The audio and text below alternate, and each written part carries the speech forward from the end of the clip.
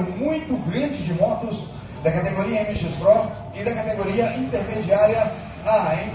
O Branco vai dando uma peneirada ali, porque senão os pilotos não conseguem, galera, fazer ali um melhor aproveitamento aí, né? Da sua técnica, das suas motos e também tirar aí o melhor rendimento aí na pista, hein? Vai passando aí Rafael Simonassi com a moto número 112, Rafael Correia com a moto número 9, Ulisses Lopes com a moto número 12, também o Baiano com a moto número 5, temos ali o Júnior com a moto número 19, 22 é o Patolino, moto número 258 é o Zé Basílio, nosso amigo Chicarame, moto número 82, tá ali o Verdinho, moto número 2 é o Giladildo. Temos aí um excelente número de motos. Aí tá a Nicolini com a moto número 91. Presença confirmada aí da Nicolini, tá machucada, hein, galera?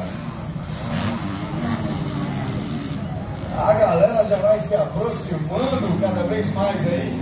Lembrando, esta é a segunda e a última bateria de treinos livres aí da categoria MX Pro e intermediária A. Na sequência, teremos os treinos da categoria Mirim. Os pilotos vão estar fazendo aquele reconhecimento de pista e na sequência já vão direto da volta com 5 minutos e mais uma volta, hein?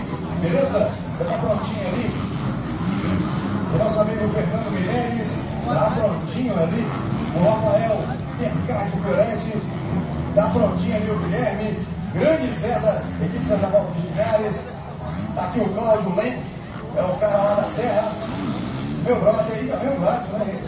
Recica do Arrosco, Recica.